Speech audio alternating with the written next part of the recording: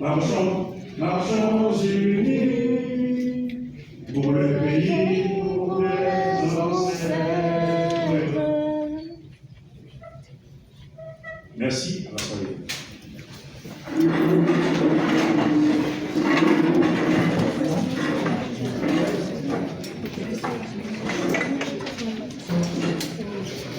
Je passe maintenant au conseiller Mondo Saint-Didier et le ministère de la Justice de matérialiser un volet ô combien important du partenariat de l'international avec Haïti, dans un contexte particulièrement précaire, marqué par la dystopie sociale et le dysfonctionnement de nos institutions régaliennes, notamment la justice.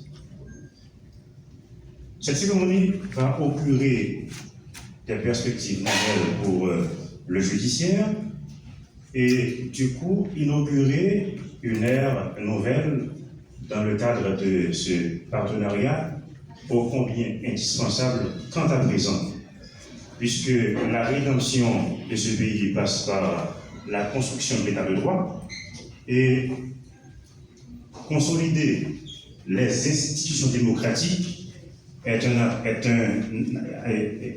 critère fondamental pour la mise en place de l'état de droit et la construction démocratique. Nous sommes réunis autour d'un sujet d'importance croissante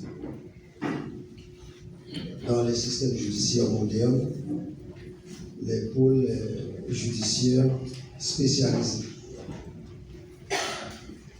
Dans un monde de plus en plus complexe, où les affaires criminelles, les affaires civiles se diversifient et se sophistiquent, donc la justice ne cesse d'évoluer, juste pour pouvoir s'adapter aux différents nouveaux défis.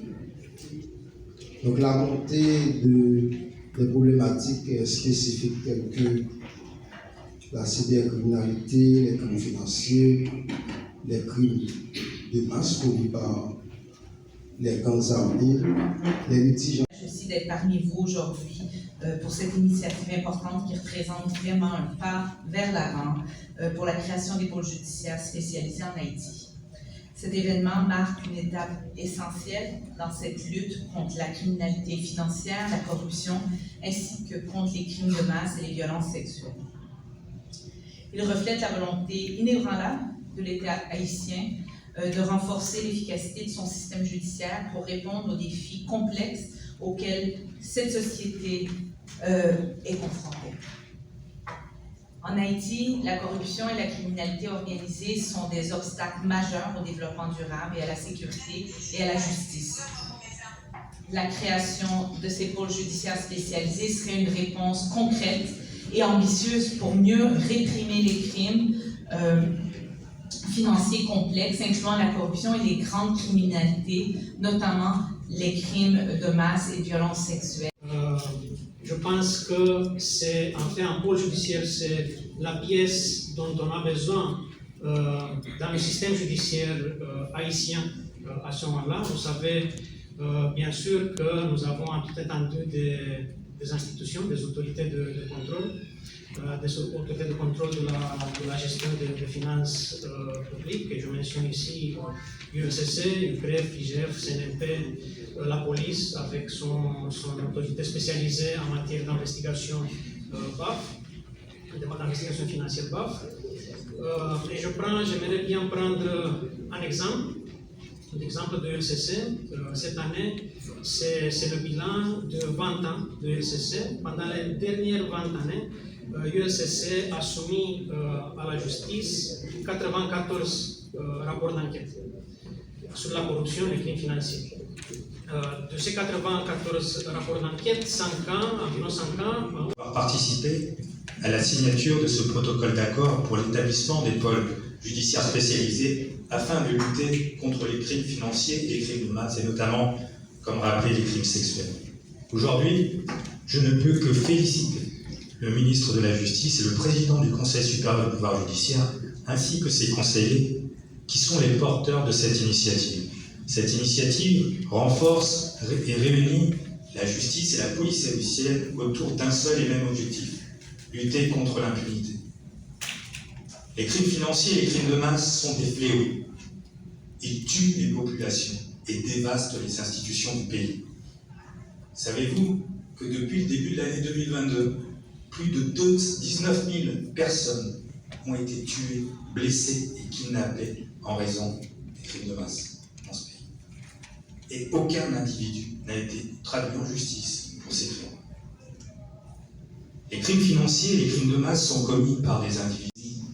Au nom du gouvernement de transition, à la cérémonie de signature du protocole d'entente pour l'établissement de pôles judiciaires spécialisés en Haïti.